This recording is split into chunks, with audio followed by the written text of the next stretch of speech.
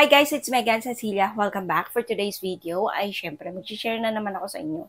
May nagtatanong kasi sa akin, napanood nila ako sa TikTok account ko, yung tungkol dito sa funds. And ito ngayon, mag-share ako sa inyo dito sa YT channel ko. Syempre, dadalhin ko rin kayo dito. Ito ay funds serum. Masasabi ko lang sa inyo guys, medyo pricey talaga ang funds na to. And meron tong glutathione, meron siyang niacinamide and vitamin C.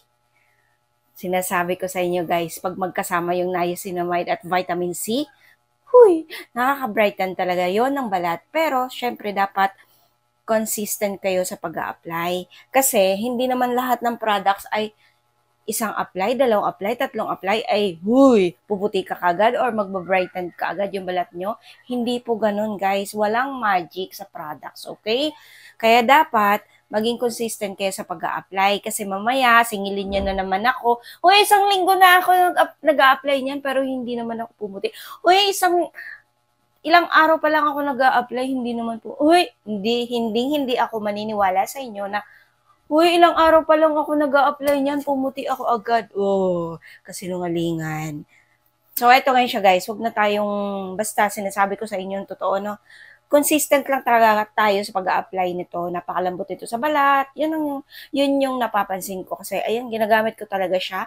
And, mabango siya, hindi siya mabantot, hindi mabaho.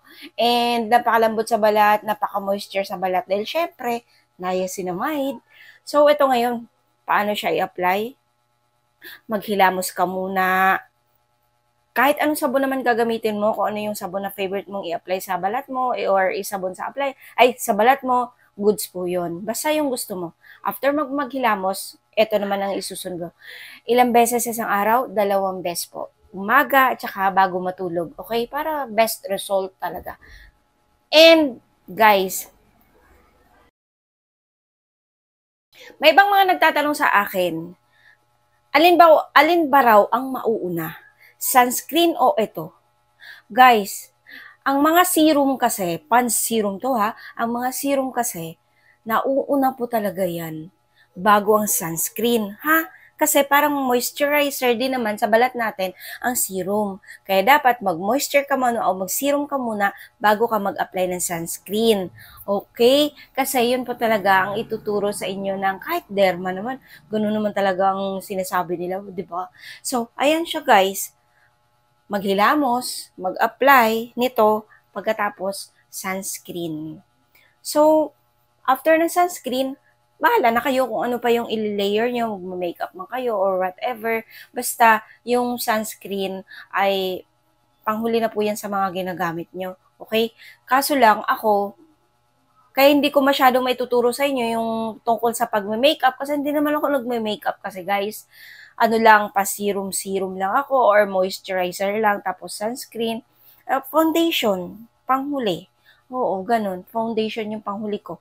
Kasi nagpo-foundation din naman ako or nagpo-polvo ako kasi kailangan yun para hindi mamantika yung ating balat. Kasi moisturizer na to guys, yung ginagamit ko din kasing sunscreen ay nakaka-moisture din sa balat ko. Kaya, kailangan yung panghuli ko, foundation or powder, press powder, ganun. So, ayun lang siya guys. Gusto ko lang naman i-share at maiksing kwentuhan lang ito ngayon about dito sa pants. And may magtatanong na naman kung saan mabibili guys. Pumunta na lang kayo sa TikTok shop ko, no? Para makakabili kayo nito. Click nyo yung profile ko. Pagkatapos may basket icon sa baba. Yun.